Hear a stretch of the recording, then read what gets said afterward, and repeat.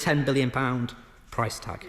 So, Mr Deputy Speaker, while today's vaccine news is encouraging, we still have a long way to go.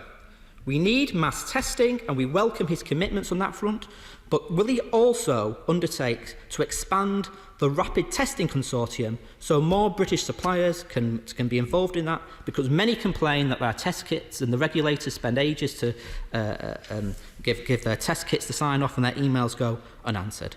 We need an effective tracing regime. So rather than the ad hoc system we have at the moment, with all this money going to privatised firms, why does he not put local directors of public health in charge, backed up with primary care? We need to be preparing now for the second wave, Mr Deputy Speaker. We already have one of the highest excess death rates in the world. Lessons need to be learnt. I hope the Minister is learning them. Secretary of State. Well, Mr Deputy Speaker, he was doing so well when he was supporting what we were saying.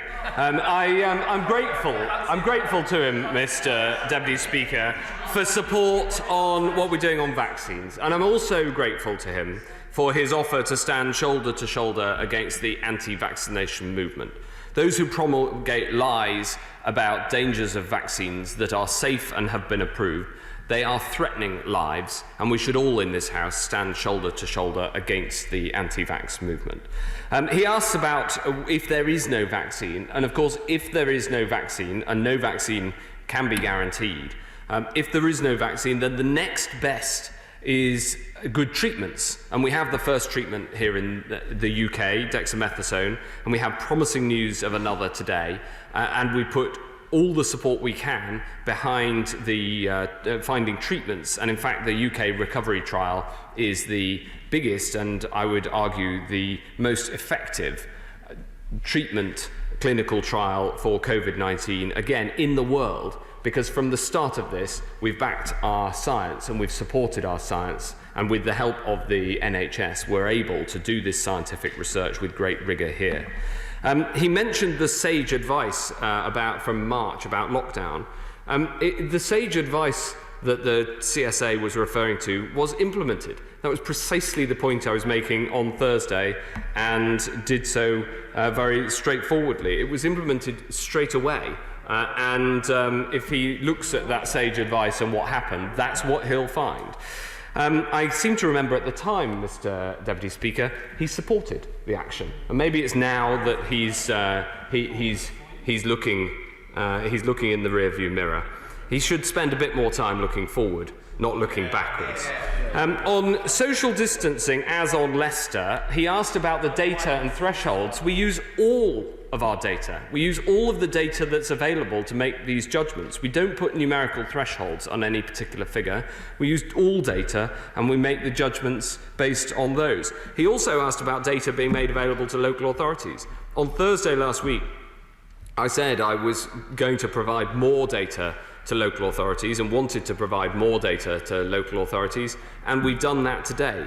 We had provided identifiable information to patient identifiable information based on postcode level testing, and now we're able to provide full information, including the name and address of those who tested positive, to local authorities where they have signed a data protection agreement.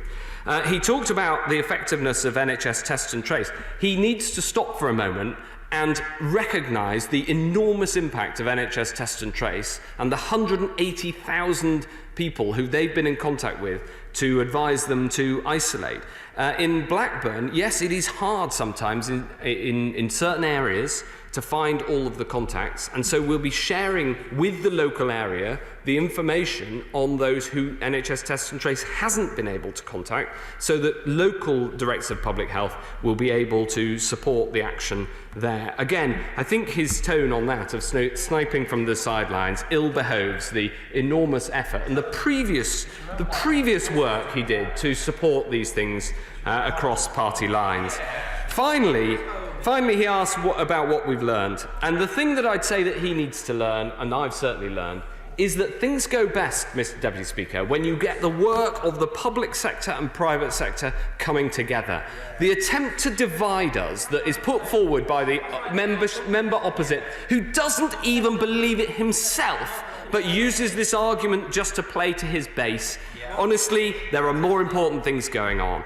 And, you know, we've set out a direction. We're going as hard as we can down that direction of travel, and we've announced to this House further action in that direction of travel. He should get alongside. If questions and answers could